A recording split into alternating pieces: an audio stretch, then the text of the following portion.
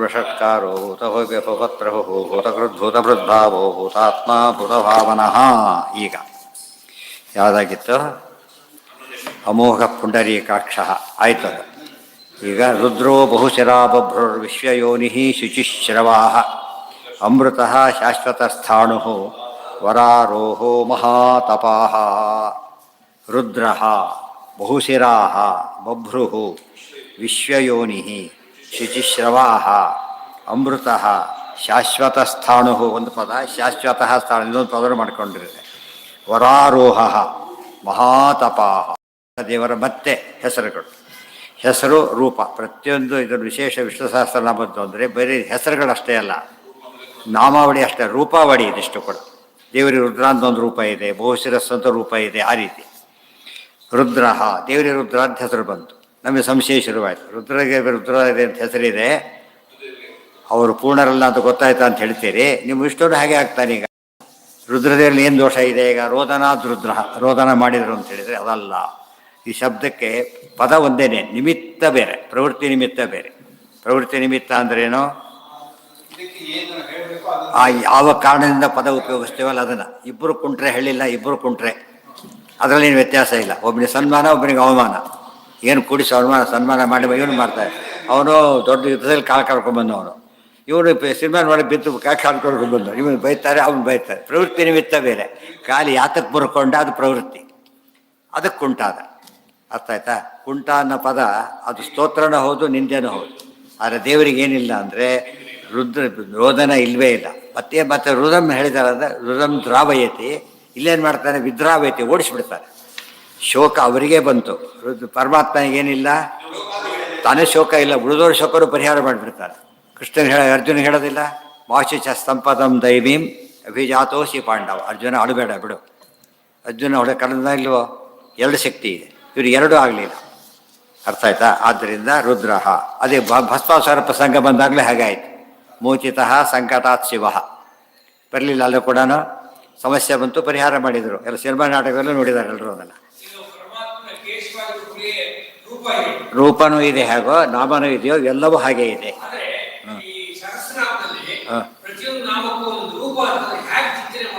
ಚಿಂತನೆ ಮಾಡ್ಲಿಕ್ಕೆ ಆಗೋದಿಲ್ಲ, ಬಿಟ್ಟುಬಿಡಿ ಅಂತ ಹೇಳ್ತಾರೆ ಅಷ್ಟೇ. ಎಲ್ಲ ಚಿಂತನೆ ಮಾಡಕ್ಕೆ ಬರುತ್ತೇನೋ, ಹೋಗಲಿ, ಬರೋದಿಲ್ಲ. ಆದ್ದರಿಂದ ಇಲ್ಲ. ರುದ್ರ ಅಂತ ದೇವರ ರೂಪನೇ ಒಂದಿದೆ. ಆ ರುದ್ರರೂಪ ರುದ್ರದೇವ್ರ ಒಳಗಿಡ್ತಾರೆ, ಲಯ ಮಾಡ್ಲಿಕ್ಕೆ ಬರುತ್ತೆ. ಇಲ್ಲ ಲಯ ಮಾಡ್ಲಿಕ್ಕೆ ಬರ್ತಿರ್ಲಿಲ್ಲ. ಅದೇನೆ, ಓಡಾಡಿಸುವವನು, ಹಿಂಸೆ ಮಾಡುವವನು, ಇವೆಲ್ಲ ಸೇರಿ ಹೋಗುತ್ತಲ್ಲ. ಬಭ್ರುಹು ಭಕ್ತರ ದುಃಖನ ಪರಿಹಾರ ಮಾಡ್ತಾನೆ. ಮೊದಲು ಅನೇಕ ಹೆಸರುಗಳಿದೆ. ಬಹುಶಿರಾಹ, ಬಹುಶಿರ ಅಂದರೆ ಅನಂತ ಶಿರಸ್ಸು. ಪರಮಾತ್ಮನಿಗೆ ಎಷ್ಟಿವೆ? ಅನಂತ ಶಿರಸ್ಸು. ಸಹಸ್ರಾಕ್ಷ, ಅಲ್ಲಿ ಸಹಸ್ರಾಕ್ಷಕ್ಕೂ ವಿರೋಧ ಬರಲಿಲ್ಲ. ಅನಂತಾಕ್ಷ ಅಂತ ಒಂದು ಶ್ರುತಿ ಹೇಳುತ್ತೆ, ಸಹಸ್ರಶೀರ್ಷ ಅಂಥೇಳಿ ಪುರುಷಸೂಕ್ತ ಹೇಳೋದು, ವಿರೋಧ ಬರಲಿಲ್ಲ. ಸಹಸ್ರ ಶಬ್ದಕ್ಕೆ ಏನಂತ ಅರ್ಥ? ಅನಂತ ಅರ್ಥ. ನಮ್ಮಲ್ಲೂ ಪದ್ಧತಿ ಇದೆ, ಸಾವಿರಾರು ಜನ ಸೇರಿದ್ರು. ಆ್ಯಕ್ಚುಲಿ ಸಾವಿರಾರು ಇರಬೇಕಾಗಿಲ್ಲ, ಭಾರಿ ನಮ್ಮ ಕಣ್ಣಿಗೆ ಕಾಣಿದ್ರೆ ಸಾವಿರ ಅಂತ ಕರೆದು ಬಿಡ್ತಾರೆ. ಎಷ್ಟಿದ್ರೆ ಸಾಕು, ಮೆನಿ ಅಂತ ಅಷ್ಟೇ ಅರ್ಥ. ಅದಕ್ಕೆ ಸಾವಿರಾರು ಎಂಬುದಕ್ಕೆ ಮೆನಿ ಅಂತ ಅರ್ಥ ಹೊರತು ಆ ಎಕ್ಸಾಕ್ಟ್ ನಂಬರ್ ಅಲ್ಲ. ಎಲ್ಲ ಭಾಷೆಯಲ್ಲೂ ಇದೆ ಅದು, ಸಂಸ್ಕೃತದಲ್ಲಿ ಅದೆಲ್ಲದರಲ್ಲೂ ಆ ಪದ ಉಪಯೋಗಿಸ್ತಾರೆ. ಶತಶಬ್ದೋ ಬಹುತ್ವ ವಾಚಿ. ಅವ್ನು 100 ಸುಳ್ಳು ಹೇಳ್ತಾನೆ, 100 ಸುಳ್ಳು ಹೇಳಬೇಕಾಗಿಲ್ಲ, ಇದು ಜಾಸ್ತಿನೇ ಹೇಳ್ಬೋದು, ಕಡಿಮೆ ಹೇಳಿರ್ಬೋದು. ಬಹುಶಿರಸ್ಸುಗಳು ಅನಂತ. ಬಹುಶಿರಸ್ಸತ್ತು ಅಲ್ಲ, ಬಹುಶಿರಸ್ಸತ್ತು ರೂಪನೇ ಇದೆ. ಇದೆ, ಎಲ್ಲ ರೂಪದಲ್ಲೂ ಇದೆ. ಕೆಲವು ರೂಪದಲ್ಲಿ ಕಾಣಿಸುತ್ತೆ, ಕೆಲವು ಕಾಣಿಸಲ್ಲ. ಇರೋದು ನಿಜ ಅಷ್ಟೇ. ಸೂರ್ಯ ಇದ್ದರೂ ನಮಗೆ ಈಗ ಕಾಣೋದಿಲ್ಲವಲ್ಲ, ಹಾಗೆ ರಾತ್ರಿ ಕಾಣೋದಿಲ್ಲ, ಚಂದ್ರ ಇದ್ದರೂ ಕಾಣೋದಿಲ್ಲ ಹಗಲೊತ್ತಿನಲ್ಲಿ. ಬಹುಶಿರಾಹ ಬಭ್ರುಹು ಬಹುಶಿರ ಅಂಬಂದು ನಿಲ್ಲಿಸಬಾರದು, ಸೇರಿಸ್ಕೋಬೇಕಂದ್ರೆ. ಬಹುಶಿರ ಅಂದಮೇಲೆ ಪ್ರಪೋರ್ಷನೇಟಾಗೆಲ್ಲ ಏನಿರಬೇಕು? ಅನಂತನೇ ಇರಬೇಕು. ನಮೋಸ್ತನಂತಾಯ ಸಹಸ್ರಮೂರ್ತಯೇ ಸಹಸ್ರ ಪಾದಾಕ್ಷ ಶಿರೋರುಬಾಹವೆ. 1000 ಮೂರ್ತಿಗಳಿದೆ, ಪ್ರತಿಯೊಂದು ಮೂರ್ತಿಗೂ ಏನಿವೆ? ಅನಂತ ಕೈಕಾಲುಗಳಿವೆ, ಅನಂತ ಕೈಕಾಲುಗಳು. ಮತ್ತೆ ಅದು ಭಾರಿ ಆಶ್ಚರ್ಯ. ಅಲ್ಲೇನು ರಾವಣಗೆ ಹಾಗಿಲ್ಲ, ಆ ರೀತಿಯಿಂದ ಏನಿರಬೇಕಾಗಿತ್ತು? 10 ತಲೆ 20 ಕೈ ಅಷ್ಟೇ, ಅದು ಜಾಸ್ತಿ ಇಲ್ಲ, ಮುಗಿದೋಗ್ತಾರೆ. ಅದು ಲಿಮಿಟೆಡ್. ಅದು ದೇವರಿಗೆ ಎಲ್ಲ ಅನಂತ ಮಾಡಿದಾಗ ಒಂದು ಕಡಿಮೆ ಅನಂತ ಆಗಲಿಲ್ಲ. ಆಗ ಎಲ್ಲವೂ ಅನಂತನೇ ಹೇಳಬೇಕಲ್ಲ. ನಾವು ನೋಡೋದಷ್ಟೆಲ್ಲ ಅಡ್ಡಾಡ್ಕೊಂಡು ನೋಡ್ಬೋದು ಅಷ್ಟೇ ಹೊರತು ಇರೋದು ಮಾತ್ರ ಅನಂತಾನೆ. ಬಹುಶಿರಾಹ ಬಹುಪಾದಃ, ಆಮೇಲೆ ಬಹುಕರಹ, ಬೇಕಾಷ್ಟು ಕೈಗಳು, ಅನಂತ ಕೈಗಳು, ಅನಂತ ಎಲ್ಲ ಅನಂತಾನೆ. ಸಹಸ್ರ ಪಾದಾಕ್ಷ ಶಿರೋರು ಕಣ್ಣುಗಳು ಅನಂತ, ಮತ್ತೆ ಅನಂತಾಕ್ಷ. ಅದೇ ರೀತಿ ಬಹ್ವಕ್ಷ, ಎಲ್ಲ ಚೇಂಜ್ ಮಾಡ್ತಾ ಹೋಗು. ಆಗ ಎಷ್ಟರ್ಥ ಬರುತ್ತೆ ಒಂದಕ್ಕೇನೆ. ಸರ್ವತಃ ಪಾಣಿಪಾದಂ ತತ್ ಸರ್ವತೋಕ್ಷ ಶಿರೋಮುಖಂ ಸರ್ವತಃ ಶ್ರುತಿವಲ್ಲೋಕೆ ಸರ್ವಮಾವೃತ್ಯ ತಿಷ್ಠತಿ. ಆಮೇಲೆ ಬಭ್ರುಹು, ದೇವರಿಗೆ ಮತ್ತೊಂದು ಹೆಸರಿದೆ, ಏನಂತ? ಬಭ್ರು ಅಂದರೆ ಧರಿಸಿದವನು ಅಂತ, ಧಾರಣೆ ಮಾಡಿದವನು, ಭಾರ ಹೊತ್ತವನು. ಯಾವ ಭಾರ? ಎಲ್ಲದರ ಭಾರ ಹೊತ್ತವನು.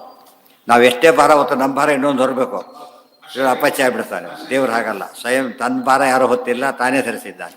ಇವರು ಎಲ್ಲ ಭಾರ ತಾನೇ ಹೊತ್ತಿದ್ದಾನೆ. ಅದೇ ರೀತಿಯೇ ಎಲ್ಲವನ್ನು ಹೊರೋದು ಅಂದ್ರೇನು? ಪೋಷಣೆ ಕೂಡ ಮಾಡೋದು. ಅವ್ರು ಬಿಟ್ಟು ನಾವು ಗೋದಾನ ಮಾಡಿದಾಗ ಉಪಯೋಗ ಇಲ್ಲ. 10,000 ಗೋದಾನ ಕೊಟ್ಬಿಡ್ತಾನೆ, ನಿತ್ಯ ಸಾಕೋರು ಯಾರು ಅದನ್ನು? ಅಷ್ಟೇ ಗೋವೇರೋ ಬಂತು, ನಿತ್ಯ ಉಪವಾಸ ಇದ್ದರೆ ಹೋಗ್ಬಿಡುತ್ತೆ. ಅದು ಏನು ಮಾಡಬೇಕು? ಅದಕ್ಕೆ ಕೊಡಬೇಕಲ್ಲ. ಅದಕ್ಕೆ ಗೋದಾನ, ನಮ್ಮ ಗೋದಾನ ಫುಲ್ ಗೋದಾನ ಆಗಲಿಲ್ಲ. ₹100 ಗೋದಾನಗಳಂತೂ ಝೀರೋ ಇದ್ದಾಗ ಲೆಕ್ಕ, ಹೆಚ್ಚೆ ಕಡಿಮೆ. ನಿಜವಾದ ಫುಲ್ ದುಡ್ಡು ಕೊಟ್ಟರು ಕೂಡ ಯಾವುದೋ ಒಂದು ಗೋ ತೋರಿಸಿದ್ರು, ₹7 ಕೋಟಿ ಅಂತ, ₹7 ಕೋಟಿ, ಇನ್ನೊಂದು ₹7 ಲಕ್ಷ, ಯಾವುದೋ ಕೋಣಕ್ಕೆ ₹7 ಕೋಟಿ. ಗೊತ್ತಾಯ್ತಾ? ಅದಿರೋದೆಷ್ಟು ದಿವಸ? 20 ವರ್ಷ ಮ್ಯಾಕ್ಸಿಮಮ್ ಅಷ್ಟೇ. ಅದು ಬೇರೆ. ಬಟ್ ಅದು ಸಾಕೋದಕ್ಕೆ ಎಷ್ಟು ಬೇಕಾಗತ್ತೆ? ಇವತ್ತು ಎಷ್ಟು ಆನೆ ಕೊಡ್ತಾರೆ, ತೊಗೊಳಕ್ಕೆ ಬರುತ್ತಾ? ಅಕಸ್ಮಾತ್ ಆನೆ ಕೊಟ್ಟರು, ಎಷ್ಟೋ ದೇವಸ್ಥಾನ ಕೊಟ್ಟರು ತೊಗೊಳೋದಿಲ್ಲ. ಒಂದು ದಿವಸ ಊಟ ಹಾಕೋದು ಹಾಕೋದಕ್ಕೆ. ಅದು ಎಲ್ಲ ಮನೆಯವ್ರದ್ದೆಲ್ಲ ಹಾಕಿದ್ರು ಸಾಕಾಗಲ್ಲ ಅದಕ್ಕೆ. ಇವರೆಲ್ಲರೂ ಉಪವಾಸ ಕೊಟ್ಟರು ಅವ್ರಿಗೆ ಹಾಕಿದ್ರು ಮುಗಿಯೋದಿಲ್ಲ. ಅದಕ್ಕೆ ಆನೆ ಸಾಕಿದಾಗ ಅಂತ ಹೇಳ್ತಾರಲ್ಲ ಹಾಗೆ. ಅದು ಬಿಳಿ ಆನೆ ಇನ್ನೂ ಬೇರೆ, ಅದು ಬರೀ ಆನೆಯೇ ಸಾಕಿದ ಬಗ್ಗೆ, ಬಿಳಿ ಆನೆವರೆಗೆ ಹೋಗಬೇಕಾಗಿಲ್ಲ. ಏನ? ಹಾಂ, ಅಲ್ಲೇ ಬಿಭರ್ತಿ, ಸರ್ವಂ ಬಿಭರ್ತಿ ಇತಿ ಬಭ್ರು. ವಿವರ್ತಿ, ಎಲ್ಲವನ್ನೂ ಧರಿಸಿದವನು ಅಂತ. ಆಯಿತಾ? ಅದೇ ರೀತಿಯೇ ಮಹಾಲಕ್ಷ್ಮಿ ಹೈಯೆಸ್ಟ್, ಅವರನ್ನು ಧರಿಸಿದವನು. ಆ ರೀತಿ ಅನಾದಿತ್ಯವಾದ ಇಡೀ ಈಗ ಒಂದು ಜಗತ್ತಲ್ಲ, ಅನಂತ ಆಗೋಗಿದೆ, ಇನ್ನು ಅನಂತ ಬರಲಿಕ್ಕಿದೆ, ಎಲ್ಲ ಧರಿಸಿದವನು. ಮತ್ತೆ ಇದು ದೇವರ ಮ್ಯಾಜಿಕ್. ಇದು ಅವಾಗ ಏನನ್ಸುತ್ತೆ? ಭಾರಿ ದೊಡ್ಡವರು. ಯಾವುದೋ ಭಾರ ಹೊತ್ತವ್ರನ್ನ ಒಬ್ಬರು ಅಂತ ಕರೆಯಲಿಕ್ಕೆ ಬರೋದಿಲ್ಲ. ಆಗ ಯಾವುದೋ ಭಾರ ಹೊತ್ತಾರೆ. ಇವತ್ತು ಕೈ ಇದ್ದರೂ ಕೂಡ ಫಂಕ್ಷನ್ ಮಾಡಿದ್ರೆ ಕೈ ಇಲ್ಲ ಅಂತ ಕರೀತಾರೆ. ಕೈ ಇದೆ, ಕೈ ಇಲ್ಲ, ಫಂಕ್ಷನ್ ಮಾಡ್ತಾ ಇಲ್ಲ. ದೇವ್ರದ್ದು ಹಾಗಲ್ಲ. ಬಭ್ರುಹು ವಿಶ್ವಯೋನಿಹಿ, ವಿಶ್ವಯೋನಿಹಿ, ವಿಶ್ವಕ್ಕೆ ಕಾರಣ. ಯೋನಿ ಅಂದರೆ ಕಾರಣ, ಶಾಸ್ತ್ರ ಯೋನಿತ್ವ. ವಿಶ್ವಕ್ಕೆ ಕಾರಣ. ಒಂದು ಮನೆ ಕಟ್ಟಿದ, ಸರಿ ಕಟ್ಟಿದ, ಬ್ರಿಡ್ಜ್ ಕಟ್ಟಿದ, ಹೇಳ್ತಾ ಹೋಗ್ತಾರೆ. ಒಂದು ಸ್ಟೇಜಲ್ಲಿ ಎಂಡ್ ಆಗಿಬಿಡುತ್ತೆ ಅಷ್ಟೇ. ದೇವರ ವಿಶ್ವಯೋನಿಹಿ. ವಿಶ್ವ ಶಬ್ದಕ್ಕೆ ಇನ್ನೊಂದು ಅರ್ಥ. ಹಿಂದಿನ ವಿಶ್ವ, ಮುಂದಿನ ವಿಶ್ವ, ಈಗಿನ ವಿಶ್ವ. ಹಿಂದಿನ ವಿಶ್ವ ಅನಂತ, ಮುಂದಿನ ವಿಶ್ವ ಅನಂತ. ಇದು ಒಂದು. ಇಷ್ಟಕ್ಕೂ ಕಾರಣ ಅವನೇ. ಅವ್ರು ಮಾಡಿದ್ದು ಇವ್ರು ಮಾಡಿದ್ದು ಅಂತಿಲ್ಲ, ಒಬ್ಬನೇ ದೇವರು ಮಾಡಿರೋರು. ಮತ್ತು ವಿಶ್ವ ಶಬ್ದಕ್ಕೆ ವಾಯುದೇವರು ಅಂತ ಅರ್ಥ ಇದೆ. ವಿಶ್ವ ವಾಯು ಸಮುದ್ದಿಷ್ಟ. ವಾಯುದೇವರಿಗೂ ಒಟ್ಟು ಪ್ರಾಣಾದ್ವಾಯುರ ಜಾಯತ, ಪ್ರಾಣದೇವರನ್ನು ಹುಟ್ಟಿಸಿದವನು. ಆದ್ದರಿಂದ ವಿಶ್ವಯೋನಿಹಿ. ಮತ್ತು ವಿಶ್ವೇಶ್ವ ಯೋನಿಹಿ, ಪ್ರತಿಯೊಂದು ಕಾರಣಕ್ಕೂ ಅವನೇ. ಸಕಾರಣಂ ಕಾರಣತಸ್ತತೋಪಿ, ಪ್ರತಿಯೊಂದು ಕಾರ್ಯ ಆಯಿತು ಅಂದರೆ ಕಾರಣ ಯಾರೋ? ಪರಮಾತ್ಮನೇ. ಶುಚಿಶ್ ಅಲ್ಲಿ ಹೇಳಿದ್ನಲ್ಲ, ಅದು ವಿರೋಧ ಬರೆದಿದ್ದು ಎಷ್ಟು ಅರ್ಥ ಬೇಕಾದ್ರೆ ಹೇಳ್ಬೋದು. ಅದು ಮುಖ್ಯಾರ್ಥಕ್ಕೆ ವಿರೋಧ ಬರಬಾರ್ದು. ಹೊತ್ತಿದ್ದಾನೆ ಎಂಬ ಅರ್ಥ ಮಿಸ್ಸಾಗಬಾರ್ದು. ಶುಚಿಶ್ರವಾಹ, ಶ್ರವ ಅಂದರೆ ಕಿವಿ. ಪರಮಾತ್ಮನ ಶುಚಿಶ್ರವ, ಶುದ್ಧವಾದ ಕಿವಿಗಳು. ಅಪ್ರಾಕೃತ ಕಿವಿಗಳು ಅಂತ, ಅಪ್ರಾಕೃತ ಕಿವಿಗಳು. ಇನ್ನೊಂದು ಅರ್ಥ, ಯಾವಾಗಲೂ ಕೂಡ ಶುದ್ಧವಾದದನ್ನೇ ಕೇಳ್ತಾನೆ ಪರಮಾತ್ಮ, ಅಶುದ್ಧವಾದ ಅಕ್ಸೆಪ್ಟ್ ಮಾಡೋದಿಲ್ಲ. ಕಿವಿ ಬಿಡೋದು ಬೇರೆ, ಅಕ್ಸೆಪ್ಟ್ ಮಾಡೋದಿಲ್ಲ. ಇದು ಶ್ರವ, ಕಿವಿ ಆದಮೇಲೆ ಶುಚಿಯಾದ ಬರೀ ಕಿವಿಯೊಂದೇ ಶುಚಿ ಅಲ್ಲ, ಎಲ್ಲವೂ ಶುಚಿನೇ. ಕೈ ಬಾಯಿ ಶುದ್ಧ ಇರಬೇಕು ಅಂತ ಹೇಳ್ತಿಲ್ಲ, ಕೈ ಬಾಯಿ ಶುದ್ಧ ಅಂತೇಳಿ ಪರ್ವತ ಎಲ್ಲವೂ ಶುದ್ಧ. ಆದ್ದರಿಂದ ಸೇರಿಸ್ತಾ ಹೋಗ್ಬೇಕು ಅದಕ್ಕೆ. ಪ್ರತಿಯೊಂದು ಶುದ್ಧ ಶುದ್ಧ ಶುದ್ಧ. ಒಂದು ಪದದಲ್ಲೇ ಉಪಲಕ್ಷಣ ಅಂತ ಹೋಗ್ತಾರೆ. ಉಪಲಕ್ಷಣ ಅಂದರೆ ಏನು? ದೇವ್ರ ಮೇಲೆ ಯಾವುದೋ ವಸ್ತ್ರ, ದೇವ್ರ ಮೇಲೆ ವಸ್ತ್ರ ಇದೆ, ಮಡಿಯೋದು ಬಂದುಬಿಡ್ತಾರೆ. ದೇವ್ರ ಮೇಲೆ ಇರೋದೆಲ್ಲ ಮಡಿಯೋದು ಅಂತಾರೆ. ಮೇಲಿದೆಲ್ಲ ಕೆಡ್ತಾರೆ, ಹೋಗಿಬಿಟ್ಟು ಇಟ್ರ ದೇವ್ರ ಮನೆಗೆ ಅವಮಾನ. ಕೆಲವೆಲ್ಲ ಅಂಡರ್ಸ್ಟುಡ್ಡು.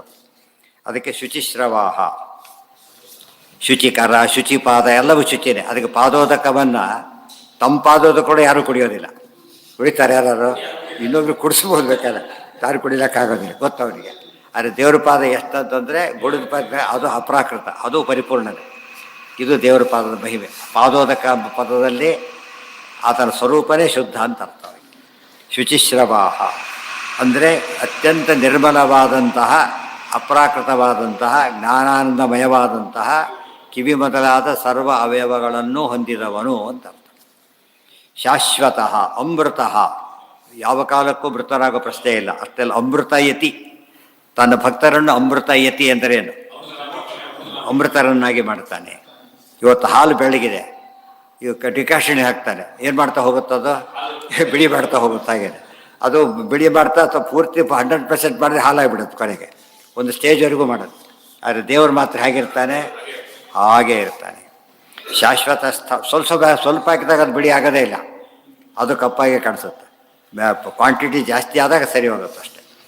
ಅಮೃತ, ಭಕ್ತ ಅಮೃತ ಕೊಡ್ತಾನೆ. ಮತ್ತು ಸದಾ ನಿತ್ಯ ಮುಕ್ತ. ಅಮೃತ ಶಬ್ದ ಎಂದೂ ಮೃತನಲ್ಲ ಅಂದಮೇಲೆ ಅದು ಹುಟ್ಟಿದವನೂ ಅಲ್ಲ, ನಿತ್ಯ ಮುಕ್ತ ಆ ಅರ್ಥನೂ ಬರುತ್ತೆ. ಸ್ಥಾಣು ಇನ್ನೊಂದು ಅರ್ಥ, ಅತಿಶಯನ ಮೃತಾಹ ದುಷ್ಟಾಹ ಅಸ್ಮಾತ್, ಎಲ್ಲ ದುಷ್ಟರನ್ನು ಮೃತರನ್ನು ಮಾಡಿಬಿಡ್ತಾನೆ, ಆ ಅರ್ಥನೂ ಬರ್ತದೆ. ಆ ಅಂದರೆ ಪರಮಾತ್ಮ. ಪರಮಾತ್ಮನ ತಾನು ಉಳಿದವರನ್ನು ಮೃತರನ್ನಾಗಿ ಮಾಡ್ತಾನೆ. ವಿನಾಶಾಯ ಚ ದುಷ್ಕೃತ, ಆ ಅರ್ಥನೂ ಬಂತು. ಸ್ಥಾಣು ಶಾಶ್ವತ ಸ್ಥಾಣು, ಶಾಶ್ವತನಾಗಿದ್ದಾನೆ, ಸ್ಥಾಣೂ ಆಗಿದ್ದಾನೆ. ಶಾಶ್ವತ ಸ್ಥಾಶೌ ಅಣುಶ್ಚ, ಇನ್ನೊಂದು ಶಾಶ್ವತ ಪದಾರ್ಥಲ್ಲೂ ಇದ್ದಾನೆ, ತಾನು ಅಣುವಾಗಿದ್ದಾನೆ. ಗೊತ್ತಾಯ್ತಾ? ಶಾಶ್ವತ ಪದಾರ್ಥದಲ್ಲಿ ಅಣುವಾಗಿದ್ದಾನೆ, ಕಾಲದ ಪ್ರತಿಯೊಂದು ಫ್ರಾಕ್ಷನ್ನಲ್ಲೂ ಪರಿಪೂರ್ಣನಾಗಿದ್ದಾನೆ. ಮತ್ತು ಪರಮಾತ್ಮ ಇಲ್ಲೆಲ್ಲ ದೇಶದ ಎಷ್ಟು ಭಾಗಗಳನ್ನು ಇಮ್ಯಾಜಿನ್ ಮಾಡ್ತೀವಿ, ಅಷ್ಟರಲ್ಲೂ ಪೂರ್ಣನಾಗೇ ಇದ್ದಾನೆ. ನಾ ಹಾಗಿಲ್ಲ, ಈ ಕೈ ಕಾಲು ಒಂದೇ ಕಡೆ ಇಲ್ಲ, ಕೈ ಒಂದು ಕಡೆ ಕಾಲೊಂದು ಕಡೆ ಇಲ್ಲ, ಎಲ್ಲ ಕಡೆ ಕೈ ಇದೆ, ಎಲ್ಲ ಕಡೆ ಕಾಲಿದೆ, ಎಲ್ಲ ಕಡೆ ಎಲ್ಲ ಅವಯವನೂ ಇದೆ. ಶಾಶ್ವತದಲ್ಲೂ ಸ್ಥಾನವಾಗಿದ್ದಾನೆ ಅಂದರೆ ಶಾಶ್ವತಕ್ಕೂ ಸ್ಥಾನತ್ವ ಕೊಡ್ತಾನೆ. ಅಂದರೆ ನಿತ್ಯೋ ನಿತ್ಯಾನ, ನಿತ್ಯವನ್ನು ನಿತ್ಯವನ್ನಾಗಿ ಇರಿಸಿದ್ದಾನೆ. ವರಾರೋಹ, ವರ ಆರೋಹ, ಅವನ ಆರೋಹ ಎಂಬುದು ಶ್ರೇಷ್ಠವಾದದ್ದು. ಆರೋಹ ಅಂದ್ರೇನು? ಆರೋಹ ಅಂದ್ರೇನು? ಹಿರಿಮೆ. ಆತನ ಹಿರಿಮೆ ಎಂಬುದು ಅತ್ಯಂತ ಶ್ರೇಷ್ಠವಾದದ್ದು. ಶ್ರೇಷ್ಠ ಯಾತಕ್ಕೆ ಅಂದರೆ ಬರಬಲಾರಿಗಳು ಬಂದಿದ್ದಲ್ಲ, ಬಾಡಿ ಗ್ರೇಟೆ. ಇಲ್ಲಿ ದುಡ್ಡು ಕೊಟ್ಟು ಬಂದಿದ್ದಾನೆ, ಇನ್ಫ್ಲೂಯೆನ್ಸ್ ಮಾಡಿಸಿ ಬಂದಿದ್ದಾನೆ, ಹೋಯ್ತಲ್ಲಿ ಮೆರಿಟ್ ಮೇಲೆ ಬಂದಿದ್ದಾನೆ. ವರ ಆರೋಹ, ಆತನ ಆರೋಹ ಅಂದರೆ ಹಿರಿಮೆ ಸಹಜವಾದ ಶ್ರೇಷ್ಠವಾದದ್ದೇ ಹೊರತು ವರಾದಿಗಳೇ ಬಂದಿದ್ದಲ್ಲ. ರಾವಣಾದಿಗಳೆಲ್ಲ ವರಬಲದಿಂದ ಮೆರೆದವರೇ ಹೊರತು ಏನಲ್ಲ ಅವರು. ಈ ಕಾರ್ತವೀರ್ಯಾರ್ಜುನ ಹುಟ್ಟಿದಾಗ 1000 ತಲೆ ಇರಲಿಲ್ಲ, ಹುಟ್ಟಿದ 1000 ತಲೆ ಇರಲಿ, ಎಲ್ಲರಂತೆ ಒಂದು ತಲೆ 2 ಕೈಯೇ ಇತ್ತು. ತಪಸ್ಸು ಮಾಡಿ ಸಿದ್ಧಿ ಪಡ್ಕೊಂಡು 1000 ಕೈ ಮಾಡಿಕೊಂಡು. ದೇವರು ಆ ರೀತಿ ಮಾಡಿಲ್ಲ. ಯಾರು ತಪಸ್ಸು ಮಾಡಬೇಕು? ದೇವರು ಮಾಡೋಕ್ಕಾಗ, ಯಾರಿದ್ದಾರೆ ಮೇಲೆ? ಸಹಜವಾಗಿದೆ ಅಂತ ಅರ್ಥ. ಇದು ಬಿಸಿ ಇದೆ ಅಂದರೆ ಬೆಂಕಿ ಹೊತ್ತಿದೆ ಅಂತ ಅರ್ಥ. ಬೆಂಕಿ ಬಿಸಿ ಇದೆ ಅಂದರೆ ಸ್ವಭಾವ ಅಂತ ಅರ್ಥ, ನ್ಯಾಚುರಲ್. ಶುಚಿಶ್ರವಾಹ ಅಮೃತ ಶಾಶ್ವತ ಸ್ಥಾಣು ವರಾರೋಹೋ ಮಹಾತಪಾಹ, ಮಹತ್ ತಪಃ ಅವಂದು. ಮಹತ್ತಪ ಅಂದ್ರೇನು? ತಪಸ್ಸು ಅಂದ್ರೇನು? ಚಿಂತನೆ ಅಂತ ಅರ್ಥ, ಜ್ಞಾನ ಅಂತ ಅರ್ಥ. ದೇವರ ಜ್ಞಾನ ಅತ್ಯಂತ ಮಹತ್ವಪೂರ್ಣವಾದದ್ದು. ಅದಕ್ಕಿನ್ನೂ ಅನೇಕ ಅರ್ಥಗಳುಂಟು. ಮಹರ್ಷಿಗಳು ತಪಸ್ಸು ಮಾಡ್ತಾರಲ್ಲ, ಅದು ಕೂಡ ಅನುಗ್ರಹ, ಇಲ್ಲದವರೆ ಮಾಡೋಕ್ಕಾಗೋದಿಲ್ಲ. ಗೊತ್ತಾಯ್ತಾ? ತಪಸ್ಸು ಮಾಡೋದು ಕೂಡ ನಡಿಬೇಕಾದ್ರೆ ಶಕ್ತಿ ಕೊಡಬೇಕಲ್ಲ. ಯಾರು ಕೊಡ್ತಾರೆ? ಪರಮಾತ್ಮ ಕೊಡ್ತಾರೆ. ತಪಃ ಆಲೋಚನೆ ಅಂತ ಅರ್ಥ ಇದೆ, ಮಹತ್ ಆಲೋಚನೆ. ಎಂಥ ನಮ್ಗೆ ಭಾರಿ ಭಾರಿ ಒಳ್ಳೆ ವಿಚಾರ ಬಂದರೂ ಕೂಡ ದೇವರು ಕೊಟ್ಟಿದ್ದೇ ಹೊರತು ಸ್ವಂತ ಅಲ್ಲ, ಅನುಗ್ರಹದಿಂದ ಸಾಧ್ಯವಾಯಿತೆ ಹೊರತು ಬೇರೆ ಅಲ್ಲ. ಅದಕ್ಕೆ ನೀವು ಉಪದೇಶದಿಂದ ನಾನು ಶ್ಲೋಕ ಕಳ್ಕೊಂಡೆ ಅಂತ ಹೇಳ್ತಾರೆ. ನಷ್ಟೋ ಮೋಹ ಸ್ಮೃತಿರ್ಲಬ್ಧ ತ್ವತ್ಪ್ರಸಾದಾನ್ ಮಯಾಚ್ಯುತ. ಆ ಪದ ಕಾಮನ್ನಾಗಿ ಉಪಯೋಗಿಸ್ಬೇಕು. ಏನೇ ಆದರೂ ಏನಂತಿರ್ಬೇಕು ನಾವೀಗ? ದೇವರದೇ ಯಾವಾಗಲಂದ್ರೆ ಅಲ್ಲಕ್ಕಾಗಲ್ಲ ಅಂತ ಕಾಮನ್ ಮಾಡಬೇಕು. ಅಂಡರ್ಸ್ಟುಡ್, ಏನೇ ಹೇಳಿದ್ರು ಕೂಡ ಅಂಡರ್ಸ್ಟುಡ್ ಅಂತ ಹೇಳಬೇಕು. ಶುಚಿಶ್ರವ ತುಂಬ ಹೇಳ್ತವ್ರು ಏನಾಗುತ್ತದು? ಮೊದಲು ಹೆಸರು ಹೇಳ್ತೇವೆ, ಆಮೇಲೆ ಪ್ರಣವನ್ನ ಹೇಳ್ಬಿಡ್ತೇವೆ, ಹೆಸರು ಆಮೇಲೆ ಹೀ ಅಂದ್ಬಿಡ್ತೇವೆ ಅಷ್ಟೇ. ಬರ್ತಾ ಬರ್ತಾ ಬರೀ ಇದನ್ನಾಗಿ ಸೆಮಿಕೋಲನ್ನ ಹಾಕ್ತಾ ಹೋದ್ರೆ ಎಲ್ಲರೂ ಕಾಮನ್ನಾಗಿ ಅಪ್ಲೈ ಆಗಿಬಿಡೋದು. ಆ ರೀತಿ ಹೇಳಬೇಕು. ಕೆಲವರು ತುಂಬ ಸರಿ ಹೇಳ್ತಾರೆ, ಅದನ್ನು ಒಳಗಿರೋದಿಲ್ಲ, ಬಾಯಲ್ಲಿ ಹೇಳ್ತಿರ್ತಾರೆ. ದೇವ್ರದೇ ಬಾಯಲ್ಲಿ ಹೇಳ್ತಿರ್ತಾರೆ ಹೊರತು ಒಳಗಿರೋದಿಲ್ಲ. ಕೆಲವು ಒಳಗೆ ಹೊರಗೆ ಹೇಳಬೇಕಾಗಿಲ್ಲ, ನಮ್ಮ ಅನುಸಂಧಾನ ಆಗಿರಬೇಕು. ಅರ್ಥ ಆಯ್ತಾ? ಅದು ಹೇಳಿದಾಗ ಭಾರಿ ದೊಡ್ಡ ಭಕ್ತ ಅಂತ ಒಂದು ಇನ್ನು ಕೊಡ್ತಾರೆ, ಪೋಸ್ ಕೊಟ್ಟಾಗ ಆಗುತ್ತೆ. ಒಂದೇ ಇದ್ದವ್ರು ನೋಡ್ರೆ ಏನು ಅವ್ರು ಎಷ್ಟು ಅನುಸಂಧಾನ ಇದೆ, ಇವ್ರಿಲ್ಲ ಅಂತ ಹೇಳ್ಕೊಳ್ತಾರೆ. ತಪ್ಪದು. ಅನುಸಂಧಾನ ಯಾವ್ದು ಸಂಬಂಧಪಟ್ಟಿದ್ದು? ಒಳಗೆ ಸಂಬಂಧಪಟ್ಟಿದ್ದು, ಎಕ್ಸ್ಪ್ಲಿಸಿಟಾಗಿ ಹೇಳಬೇಕಾಗಿಲ್ಲ. ವರಾರೋಹ ಮಹಾತಪಾಹ. ನೆಕ್ಸ್ಟ್ ಸರ್ವ, ಇದರಿಂದ ತಪಸ್ಸು ಮಾಡಿದ್ವಿ. ತಪಸ್ಸು ಅಂದರೆ ಏಕಾಶಿ ಉಪಾಸನೆ ತಪಸ್ಸು ಮಾಡಿದ್ದೇವೆ ನಾವೀಗ. ದೇವ್ರ ದಯೆ ಅಷ್ಟೇ, ಇಲ್ಲರೂ ಮಾಡೋಕ್ಕಾಗ್ತಿತ್ತಾ? ಸಾಧ್ಯ ಇಲ್ಲ. ಸರ್ವಗಃ ಸರ್ವವಿದ್ವಾನು ವಿಶ್ವಕ್ಸೇನೋ ಜನಾರ್ದನ ವೇದೋ ವೇದವಿದವ್ಯಂಗೋ ವೇದಾಂಗೋ ವೇದವಿತ್ ಕವಿ. ಸರ್ವಗಃ, ಸರ್ವಗಃ ಬೇಕಾಷ್ಟು ಅರ್ಥ ಅದಕ್ಕೆ. ಸರ್ವತ್ರ ಗಚ್ಚತಿ ಇತಿ ಸರ್ವಗಃ. ಎಲ್ಲಿ ಬೇಕಾದ್ರೆ ದೇವರು ಓಡಾಡ್ತಾರೆ, ಎಲ್ಲಿ ಬೇಕಾದ್ರೆ ಹೋಗ್ತಾರೆ. ದೇವರಿಗೆ ಪ್ರವೇಶ ಮಾಡೋಕ್ಕೆ ಅಂಧಂಥ ಅವಸ್ಥೆಯಲ್ಲಿ ದೇವರಿದ್ದಾನೆ, ನರಕದಲ್ಲಿ ದೇವರಿದ್ದಾನೆ. ದುಃಖ ಇದೆಯಾ? ಇಲ್ಲ.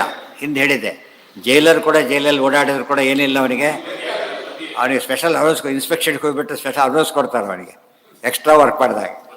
ಬಂದಿಯಲ್ಲ ಅದು ಜೈಲಲ್ಲಿ ಇದ್ದು ಕೈದಿ ಸೆಲ್ಲಲ್ಲಿ ಹೋದರೂ ಕೂಡ ಅವನು ಬಂದಿಯಲ್ಲ. ಅದಕ್ಕೆ ದೇವರು ಎಲ್ಲೇ ಇದ್ದರೂ ಕೂಡ ದೇವರಾಗೇ ಇರ್ತಾರೆ ಹೊರತು ಏನಾಗಿರೋದಿಲ್ಲ. ಸರ್ವಗಃ ಇನ್ನೂ ತುಂಬ ಅರ್ಥ. ಸರ್ವಂ ಗಮಯತಿ ಇತಿ ಸರ್ವಗಃ, ಎಲ್ಲವನ್ನು ಮೂವ್ ಮಾಡಿಸ್ತೀವಿ, ಏನು ಬೇಕಾದ್ರೂ ಮೂವ್ ಮಾಡಿಸ್ತಾನೆ ಪರಮಾತ್ಮ. ತಾನು ಮೂವ್ ಆಗ್ತಾನೆ, ಏನು ಬೇಕಾದ್ರೂ ಮೂವ್ ಮಾಡಿಸ್ತಾನೆ. ಸರ್ವಂ ಅವಗಮಯತಿ, ಏನು ಬೇಕಾದ್ರೂ ತಿಳಿಸ್ಕೊಡ್ತಾನೆ. ಸರ್ವಂ ಗಮಯತಿ, ತಿಳಿದ್ರೆ ಮರೆಸಿಬಿಡ್ತಾನೆ ಬೇಕಾದ್ರೆ.